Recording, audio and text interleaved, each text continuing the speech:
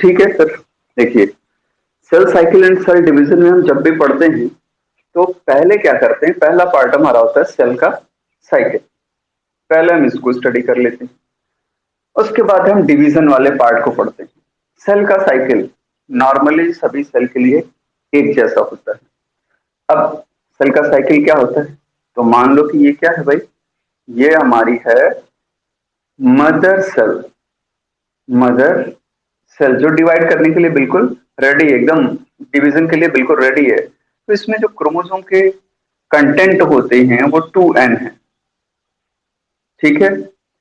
और ये M phase में एंटर करते हैं, यानी माइटोटिक फेज में। और एम फेज को कंप्लीट करने के बाद दो डॉटर सेल बनाते हैं।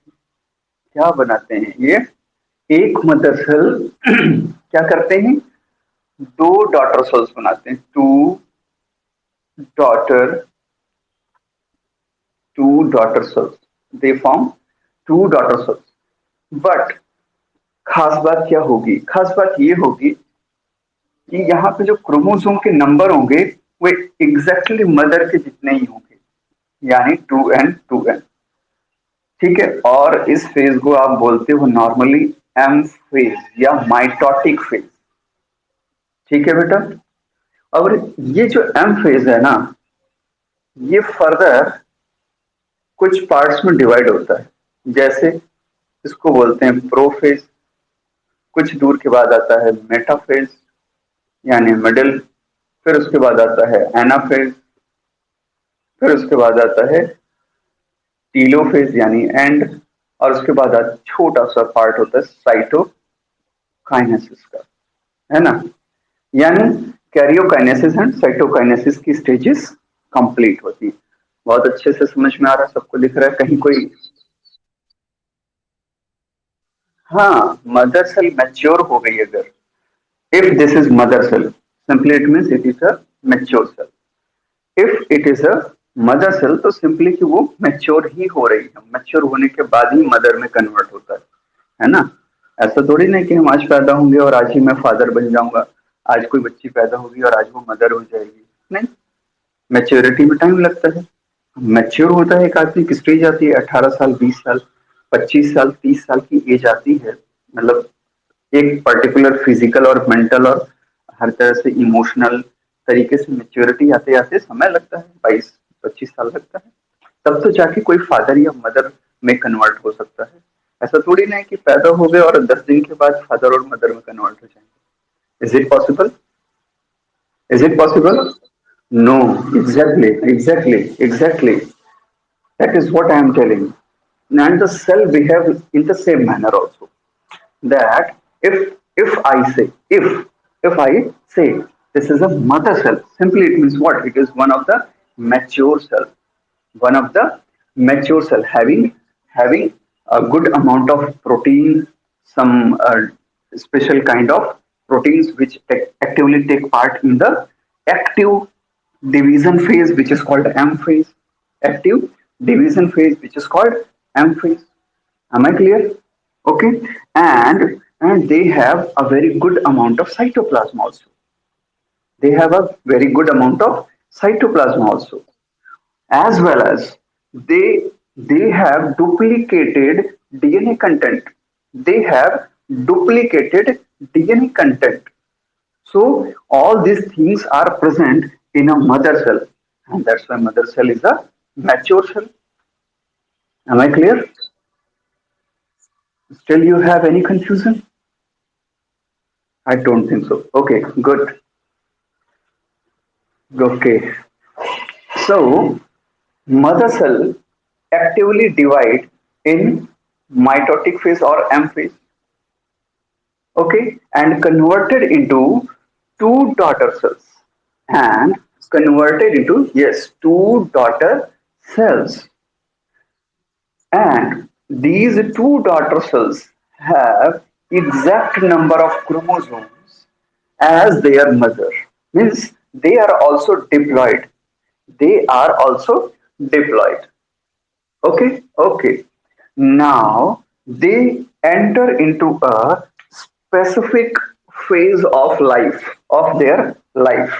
specific phase of their life, a long period of their life.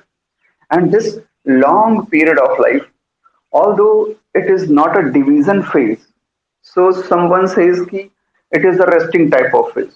But no, this is not actually resting type of phase. This is metabolically very, very active phase.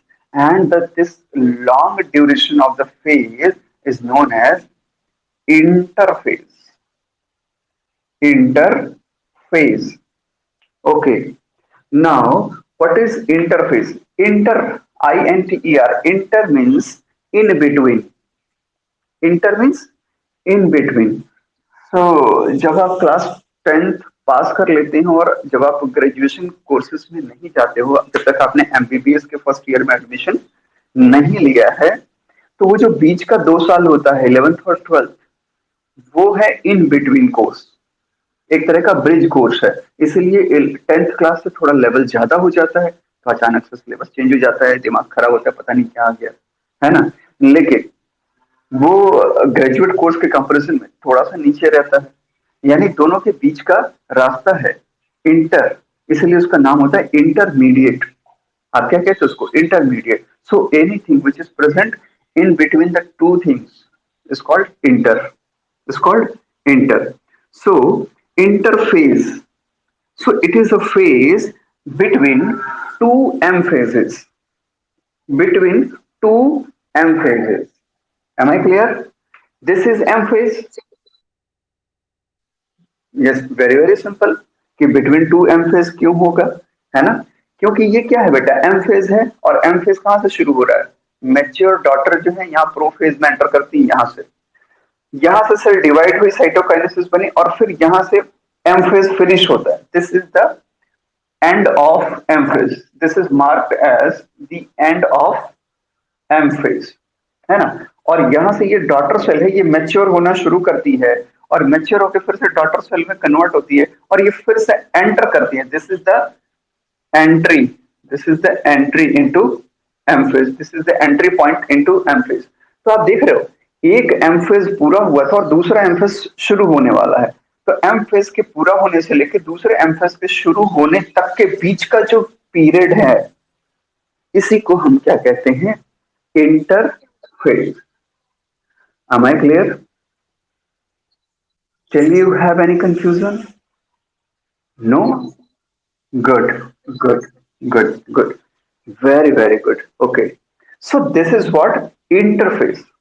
Further, yes, further, this interface on the activity takes place in this interface. On that basis, this particular interface is further subdivided into three phases. Into three phases. The very first one is, I will mark it with the green color so that all the phases will be very, very clear and easy to you to understand. Okay, the very first one is G1 phase. Yes, gap 1 phase. This is what? This is gap 1 phase. And the second one is, I will mark it with the red color. Okay. I will use different colors for different stages so that no confusion will take place. And this is called S phase. Yes. Yes. Yes, my dear students. Is it clear? And again, I will mark the next stage with the green color. It is the G2 phase. Okay. Okay. This is what? G2. G2 phase. Am I clear? So a normal cell or normal body cells, our normal body cells or normal cells, when mother cell divide and converted into daughter cell, they may enter into G1 phase, that is gap 1 phase. And someone says that it is a resting phase, but actually this is not a resting phase. During this period, they gain their cytoplasmic content, cytoplasmic cytoplasmic contents. Okay, they gain cytoplasmic content in order to become more mature. Okay, they also accumulate some important amino acids. They also accumulate some important amino acids and protein also, and some important protein also, proteins. Plus they also accumulate, you can see that this is what very active. they they accumulate, वो इकट्ठा कर रहे हैं, सामान इकट्ठा कर रहे हैं, है ना। तो खूब ढेर सारी चीजें हो रही हैं, अपने आप को प्रिपेयर कर रहे हैं, फूड इकट्ठा कर रहे हैं, इनको एटीपी बहुत सारी चाहिए, एनर्जी चाहिए, यहाँ पे एनर्जी खर्च होती है, एटीपी खर्च होती है साइकिल को आगे बढ़ाने के लिए। Yes, yes,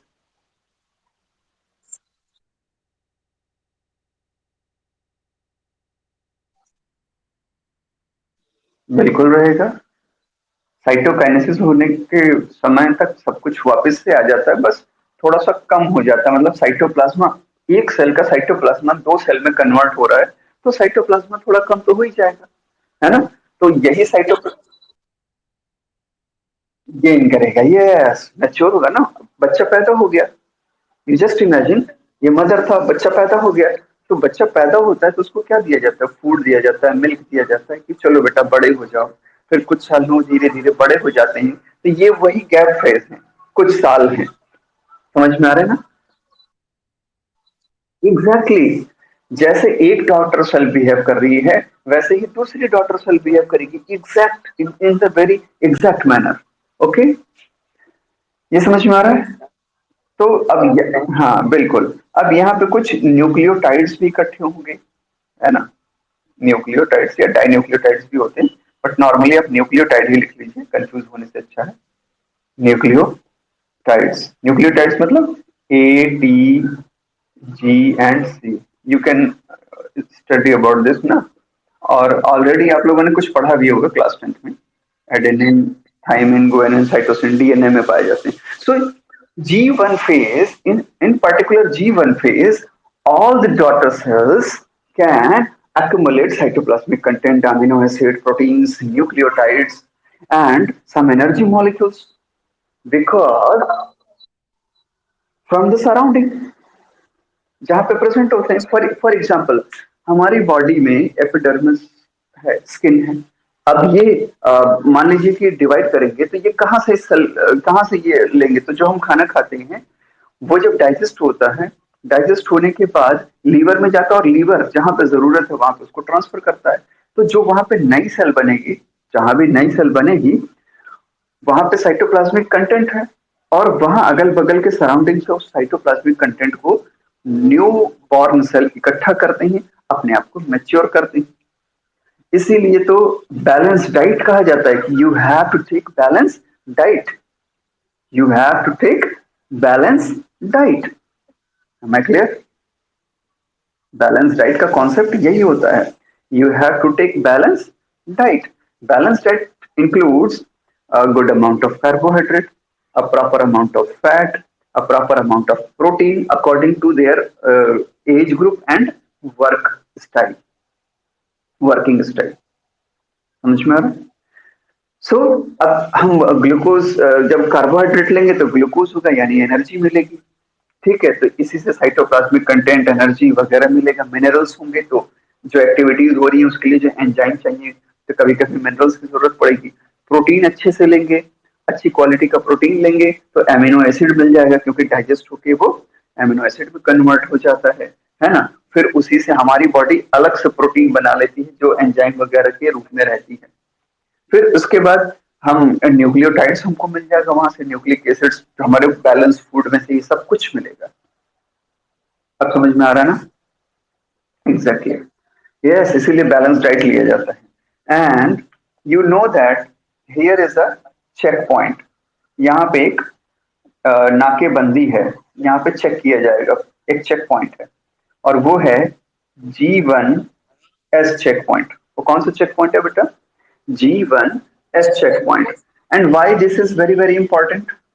Because this checkpoint ensures that this newly born daughter cell now have at least these components. Now have at least these components so that it can easily enter into S phase, because S phase is now going to be very active in the sense of DNA duplication. In the sense of DNA duplication. Yes, exactly. So,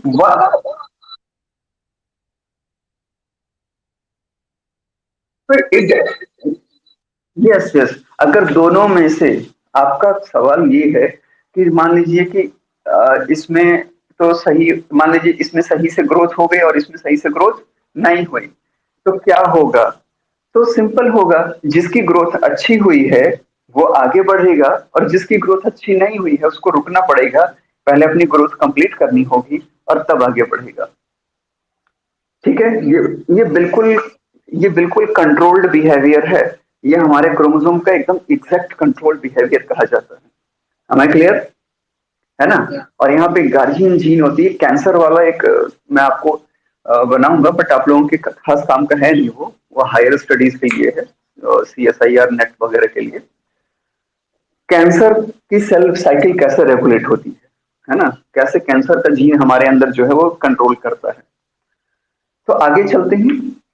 Okay, so this G1S checkpoint, once this cell can pass this, यानी ये examination पास हो गया कि चलो भाई बहुत बढ़िया बना है, बहुत अच्छी बात है, सारे कंटेंट्स हैं, तो इसके बाद एस फेज में क्या क्या इवेंट होता है? तो बहुत इंपॉर्टेंट इवेंट्स होंगे, और वो क्या है कि डुप्लीकेशन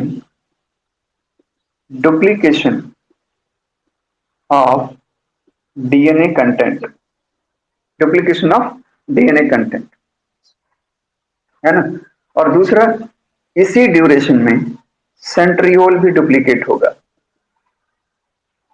सेंट्रोसोम जिसको आप कहते हैं, लेकिन आपको लोकेशन याद करनी होगी बेटा। ठीक है, duplication of DNA content will take place in the nucleus of the cell, whereas the duplication of centriole will take place in the cytoplasma, in the cytoplasma of the cell, and this is the very basic difference. Okay, but these are very two important things which actually takes place during this S phase. So duplication of DNA means does not that duplication of chromosomes. Chromosome number still remain same. For example, if normal onion somatic cell have 16 chromosomes, 16 chromosomes, point to be noted, and it is denoted as 2n. Okay, 16 chromosomes. Then the daughter cells also have, after M phase, 16 chromosomes, that is 2n. And at the S phase, when DNA is duplicated, then also the chromosome number, that is 2n, it is equal to the 16. There is no change in the chromosome number. There is no change in the chromosome number. Am I clear? But there is a change in DNA content. There is a change in DNA content. For example, if we have a chromosome like this, before S phase, before S phase, in G1 phase, if we have this chromosome, particular this chromosome, so if we have a complete set of chromosomes, say this is chromosome number 1, one from the father and one from the mother, homologous chromosomes. Okay, each each chromosome have 100 DNA, 100 DNA and 100 DNA. This is for example, this is not the exact thing, okay, because more than 30,000 DNA are there, okay, in a particular chromosome. So this is for example only. This is for your understanding, okay? So after G1 phase and at the completion of S phase, what happens that all these homologous chromosomes now appear like this. Now they cannot appear like this at particularly S phase or at the end of S phase. ये धागे के रूप में दिखते हैं, thread के form में दिखते हैं। ये ऐसे तब दिखते हैं जब ये फिर से प्रोफेज के पास आते हैं, प्रोफेज एंड होने वाला होता है यानी मेटाफेज के पास, तब ये ऐसा दिखना शुरू होते हैं। But for your understanding I draw this. Okay, now these are what these are called, these structures are, जो बीच में ये गोल round structure, these are what centromere, it is called, हाँ, it is also known as primary construction, it is also known as what, primary construction. Okay, now this is the क्या बोलते हैं chromosome from the father and this is the chromosome from mother and both are chromosome number 1. So still we have two N chromosome. This is N chromosome, this is N chromosome, and still we have two N chromosome. But DNA content become two times, means 200 in this chromosome and 200 in this chromosome. So this is what the exactly happening here in the S phase. That duplication of DNA takes place, but there is no increase in the number of what, chromosome. Am I clear? Still you have any confusion? Okay, किसी को भी confusion है तो please पूछ लीजिए। नहीं है ना? बहुत। यस बेटा पूछो।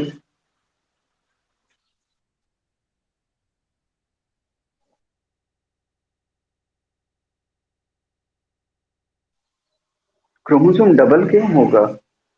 No, this is, oh please please, yes आप कंफ्यूज हो रहे हो। क्रोमोसोम तो उतना ही है, this is the chromosome from father and this is the chromosome from mother. Centromere है ये, और सेंट्रोमियर से अभी भी डुप्लीकेट होने के बाद ये जुड़े हैं, यानी क्रोमोसोम दो ही हैं। ठीक है, डीएनए दो गुना हो गया है, क्रोमोसोम यहां भी दो है, क्रोमोसोम यहां भी दो है, बस यहाँ पे डीएनए दो गुना हो गया क्योंकि अभी भी ये सेंट्रोमियर से जुड़े हैं, और जब तक ये सेंट्रोमियर से जुड़े रहेंगे तब तक इसको क्या बोलेंगे, ये वन क्रोमोसोम काउंट किया जाएगा। हाँ, ये जो अलग अलग आपको ये दिख रहा है, इसको क्रोमैटिड, सिस्टर क्रोमैटिड कहा जाता है। क्या बोलते हैं? Sister chromatids, yes, but they are not two different chromosomes, they are, ये this is what, this is one chromosome. Sister chromatids are not two different chromosomes until they get separated, until they get separated. जब तक कि वो separate ना हो जाए, centromere से टूट के अलग ना हो जाए, तब तक ये एक ही क्रोमोसोम है। अब समझ में आ गया? Am I clear? और कोई क्वेश्चन है तो यू कैन जस्ट आस्क, अपनी क्वेरीज को पूछ सकते हैं। नहीं है? आगे बढ़े फिर। Good, very good. तो मेरे ख्याल से अब ये कॉन्सेप्ट क्लियर हो गया होगा ना बेटा? तो अगर अगर मैं आपसे कह दूं कि G1 फेज के एंड पे यहाँ पे डीएनए कंटेंट 2C था, डीएनए कंटेंट कितना था बेटा? 2C था। तो S फेज के एंड पे डीएनए कंटेंट कितना हो जाएगा? तो चाहे सी बात है कि 2 टाइम्स हो जाएगा, तो ये कितना हो जाएगा? 4C हो जाएगा। तो अब आप लोग आंसर कर लेंगे नीट वाले जितने भी क्वेश्चन आएंगे, कर लेंगे ना? शाबाश, बहुत अच्छे, एग्जैक्टली, गुड। अब हम लोग आगे बढ़ते हैं, next. Okay, so now the very next stage is what? G2 phase. अब देखिए, यहाँ डीएनए भी दो गुना हो गया, ठीक है, और क्या बोलते हैं, अब रेशियो डिस्टर्ब हो रहा है, बिल्कुल, सेंट्रियोल भी दोगुना हो गया, और अब भाई डीएनए दोगुना हो गया तो जाहिर सी बात है कि न्यूक्लियस में उसने स्पेस थोड़ा घेर लिया, तो न्यूक्लियस और साइटोप्लाज्मा के बीच का जो रेशियो था उसमें थोड़ी बहुत गड़बड़ी आ गई, है ना, डिस्टर्बेंस हो गया। अब ये फिर से क्या करेंगे? G2 फेज में ये फिर से अपने कंटेंट को इकट्ठा करना शुरू करेंगे, जैसे यहाँ किया था। भाई फिर से कुछ साइटोप्लाज्म इकट्ठा करेंगे, फिर से कुछ प्रोटीन अमीनो एसिड को इकट्ठा करेंगे। बस अब यहाँ पे जो नहीं करेंगे वो ये है कि ये न्यूक्लियोटाइड इकट्ठा फिलहाल नहीं करेंगे। यस, बाकी ये प्रोटीन इकट्ठा करेंगे, उसमें से ट्यूब्यूलिन प्रोटीन बहुत ज्यादा इंपॉर्टेंट हो जाता है। ट्यूब्यूलिन प्रोटीन है ना, क्योंकि ट्यूब्यूलिन प्रोटीन हाँ वहां भी होता है। और इसके अलावा इसी तरह से एस्ट्रल रेज जो बनती हैं वहां भी ये ट्यूब बनाने के काम आती हैं। ठीक है, फ्लैजिला में भी है। तो इस तरह से कुछ प्रोटीन्स हैं जो बहुत इंपॉर्टेंट हो जाती हैं। ये समझ में आ रहा है ना? तो कुछ ऐसे इंपॉर्टेंट इवेंट्स होंगे जो एम फेज में अब जरूरत पड़ने वाली है। अब एम फेज के ठीक पहले आता है, इसलिए इसको कई बार हम प्री माइटोटिक फेज भी कहते हैं। क्या कहते हैं? प्री माइटोटिक फेज कहते हैं, क्योंकि ये एम फेज की बिगिनिंग है और इसके ठीक पहले आ रहा है। ये समझ में आ रहा है? So this is known as pre mitotic phase. और जीवन फेज माइटोसिस की इवेंट के ठीक बाद आता है, तो इसको कहते हैं post mitotic phase. Post mitotic phase, तो pre mitotic phase and post mitotic phase का कॉन्सेप्ट क्लियर हो गया। अब देखिए यहाँ पे, जहां पे कि एम फेज स्टार्ट होती है, यहाँ फिर से एक चेक पॉइंट होता है और इसको कहते हैं G2M ट्रांजिशन चेक पॉइंट या G2M चेक पॉइंट। अब ये चेक करता है, यहाँ पे स्ट्रिक्ट स्क्रूटनी होती है दैट डीएनए डुप्लीकेशन जो कि हुआ है that will be very very perfect, और if there have any problem, if there have any problem in DNA duplication, that must be what proofread and must be rectified। उसको सही किया जाना ही है, नहीं किया जाएगा तो ये स्टेज आगे नहीं बढ़ेगी। तो चेक पॉइंट्स भी अपना स्पेसिफिक रोल प्ले करते हैं। Once it is very very clear कि भाई सब कुछ सही है, कहीं कोई समस्या है ही नहीं, तो फिर अब ये mature mother cell M phase में एंटर करेंगे। और एम फेज में एंटर करेंगे तो फिर प्रो फेज, मेटाफेज। मेटाफेज जैसे ही कंप्लीट होगा फिर एक चेक पॉइंट यहाँ पे मिलेगा, and this is known as what? M check point. M check point है ना, यानी माइटोटिक चेक पॉइंट। इसको APC भी कहा जाता है ना, क्योंकि ये एनाफेज से ठीक पहले आकर रुक गया है, यानी एनाफेज को कंप्लीट होने से रोकता है। और वो चेक करता है कि जो एस्ट्रल रेज आई थी वो क्रोमोसोम के काइनेटोकोर से अच्छे से जुड़ पाई हैं कि नहीं, और अच्छे से जुड़ गए हैं तो वो सिस्टर क्रोमेटिड्स को अच्छे से बीच में से इक्वल इक्वल पार्ट में डिवाइड कर रहे हैं या नहीं। ऐसा तो नहीं है कि कम या ज्यादा कर रहे हैं, क्योंकि कम या ज्यादा कर रहे हैं तो फिर कम या ज्यादा डीएनए कंटेंट या क्रोमोसोम जाएगा आएगा, और ये एबनॉर्मलिटी कॉज करेगा, बीमारी कॉज करेगा, या वो किसी काम का नहीं रहेगा, म्यूटेशन होगा तो तकलीफ होगा। तो इसको चेक करने के लिए यहाँ पे क्या है? एम चेक पॉइंट है। एम एम फेज में मेटाफेज और एनाफेज के ट्रांजिशन पे कौन है? एम चेक पॉइंट है। और इसका एक और नाम है APC, यानी anaphase anaphase promoting anaphase promoting complex. यानी इसके बाद एक बार अगर यहाँ चेक हो गया तो एनाफेज में प्रमोट हो जाएगी सेल, और वो पूरी साइटोकाइनेसिस कंप्लीट करेगी और जीवन में एंटर कर जाएगी। तो इस तरह से सेल की साइकिल चलती है ना, किसी भी नॉर्मल सेल की साइकिल ऐसे ही चलती है। ये समझ में आ रहा बच्चों?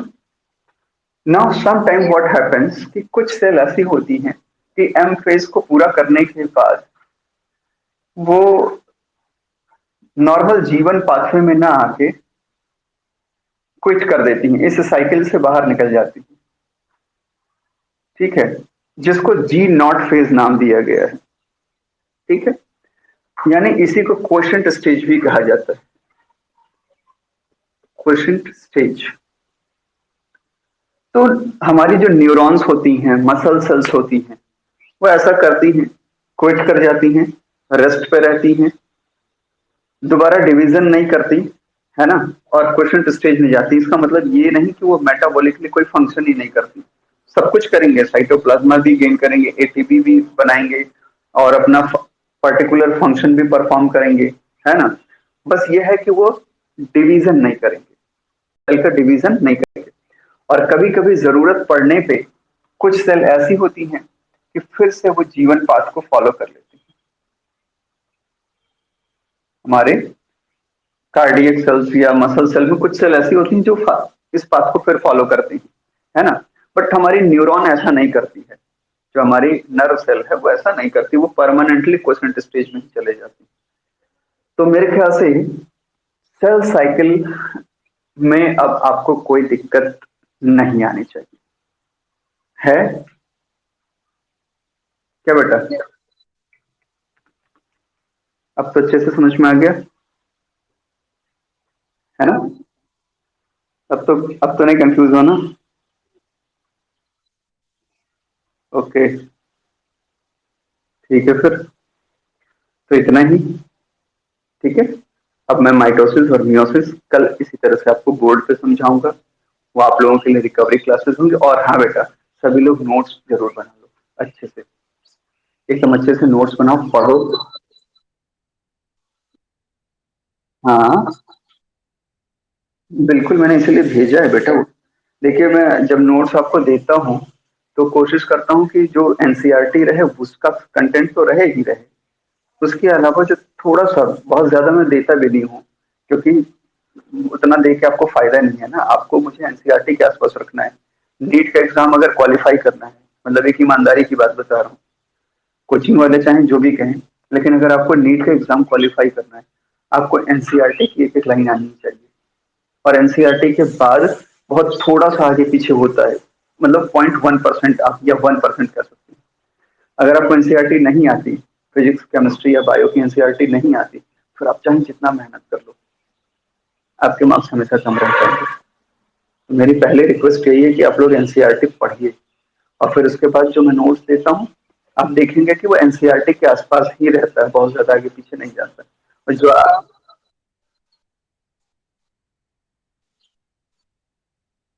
रहता है बट एक्सप्लेन करने के चक्कर में या अपने आप को थोड़ा अच्छा दिखाने के चक्कर में कुछ चीजें ज्यादा होती हैं, जो कई बार बिना मतलब की होती है। वो एडिशनल नॉलेज है, इंफॉर्मेशन तो है आपके लिए, नो डाउट, लेकिन उतना टाइम होना चाहिए आपके पास, या आपकी क्या कहते हैं, रीडिंग हैबिट ऐसी हो। और जैसा कि मैंने आप लोगों को बताया कि एक दिन में एक आदमी को आधे एक घंटे या एक घंटे से ज्यादा नहीं पढ़ना चाहिए। रीडिंग, फोकस और कंसंट्रेशन के साथ आधे घंटे या एक घंटे, इसके बाद आप वैसे भी नहीं पढ़ पाओगे, आपका दिमाग कहीं ना कहीं भटकेगा। ठीक है, राइटिंग करना और जस्ट रीड करना ये अलग चीज है। राइटिंग आप दिन भर करिए, म्यूजिक लगा लीजिए बगल में, करते रहिए, है ना। न्यूमेरिकल सॉल्व करना है फिजिक्स केमिस्ट्री का, म्यूजिक चला लिया, या घर में शोर हो रहा है, कुछ भी हो रहा है, आप न्यूमेरिकल सॉल्व कर रहे हो, वो अलग चीज है। That is what numerical practice. And just reading करना है, कहानी की तरह उठा लिया, पढ़ते चले गए, वो भी याद नहीं रहेगा आपको, मतलब बड़ी मुश्किल से 30% याद रहेगा तो रहेगा। But if you really want to memorize, and for that purpose if you want to read something, maximum 40 to 60 minutes, है ना, इससे ज्यादा नहीं कर सकते। और या तो फिर आप एकदम ब्रह्मा हो गए। ब्रह्मा का मतलब समझते हैं? ऐसा आदमी, मतलब ऐसा स्टूडेंट जिसके पास कोई और काम ना हो, जिसका माइंड कॉन्सियस अनकॉन्सियस हर तरीके से सिर्फ और सिर्फ कहाँ पे जुड़ा हो, स्टडी पे, जिसे ना कोई बोलने वाला हो ना कोई कहने वाला हो, जिसका दिमाग भी कहीं और भटक ना रहा हो। तो ऐसी कंडीशन में है तो आप 10 घंटे पढ़िए, 20 घंटे पढ़िए, 24 घंटे पढ़िए। पर एक नॉर्मल बिहेवियर की बात कर रहा हूँ, आधे एक घंटे एक एक सब्जेक्ट के लिए बहुत होता है। एक एक घंटा केमिस्ट्री, एक घंटा फिजिक्स, एक घंटा बायो पढ़ लिया, बहुत है। लेकिन पढ़ लिया, उसको लिखना नहीं है ना, उसको रीडिंग नहीं लगानी है। You just not to read, है ना, कि कहानी की तरफ पढ़ लिया, नो, वैसे थोड़ी पढ़ना होता है। You have to read, read for the development of your concept. Maximum आप 2 या 3 पेज पढ़ पाओगे उतनी देर, इससे ज्यादा नहीं पढ़ पाओगे। तो मेरे ख्याल से आपको समझ में आ गया होगा डिफरेंस, है ना, रीडिंग और रीड करने में, पढ़ने में। ठीक है बेटा, तो थैंक यू। और आप लोग 9 बजे चाहें तो मुझे ज्वाइन कर सकते हैं, याशिका, इप्सिता एंड आकृति, आप लोग चाहें तो ज्वाइन कर सकते हैं, क्योंकि ये मॉलिक्यूलर बेसिस ऑफ इनहेरिटेंस होगा, क्लास 12 का टॉपिक है। थोड़ा सा डिफरेंट होगा, पर ऐसा भी नहीं कि एकदम से समझ में नहीं आएगा। यूट्यूब पे और बाकी लोग तो ज्वाइन कर ही सकते हैं, उनको करना ही चाहिए। ठीक है, थैंक यू।